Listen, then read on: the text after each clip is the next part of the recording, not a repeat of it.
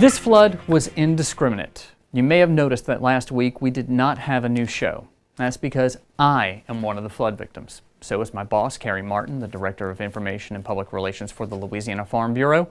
And so is the young lady who made this graphic right here, Louisiana Farm Bureau graphic designer Monica Velasquez. Here's a bit of what we were doing over the last 2 weeks.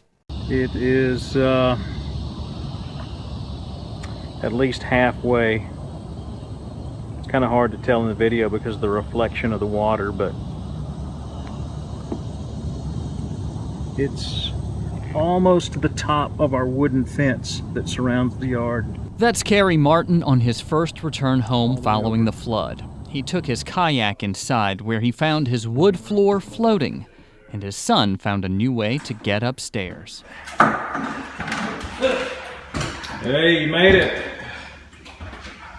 Cody made it up the stairs. Once the water went down, there was muck everywhere in Carrie's house, and it was time to tear out anything holding water. For Monica Velasquez, she had just moved back in with her mother in Ponchatoula when their house flooded. Here you see Monica with a bunch of our coworkers from the Louisiana Farm Bureau who spent the day gutting her house. And that is water flowing from my backyard to the front. The sound is one my wife and sons heard as we took refuge from the flood upstairs. We only stayed there 4 hours before Daniel Tassin came with his four-wheeler and rescued us.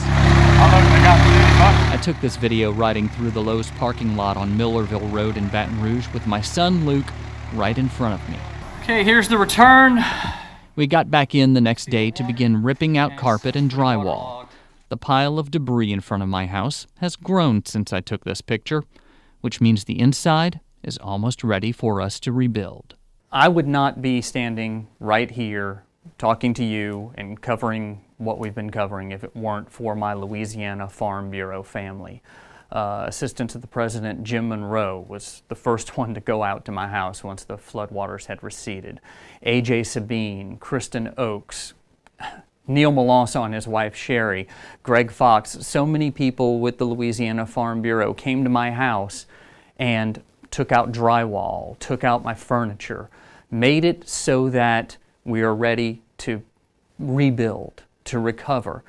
And I think that says a lot about the organization which produces this TV show, This Week in Louisiana Agriculture. We have a Farm Bureau family. Overall, across the Farm Bureau and all of its companies, more than 65 people were impacted by the storm. What I think is amazing is all the others who were not immediately stepped up and started helping those of us who were. And without that kind of support, we wouldn't be able to do the job we do. And I think that says a lot about our agriculture community as a whole and what it is that farmers and ranchers bring to Louisiana and the United States. Well, that does it for this edition of TWILA. Be sure to join us next week when we'll continue our coverage of the flood of 2016. Until then, you can watch all of our stories online at twilatv.org, and be sure to follow us on Facebook, Twitter, and Instagram. For all of us here at TWILA, including Kristen Oakes, who went out and bought me shoes when I didn't have any, thank you for joining us. We hope to see you again right here next week.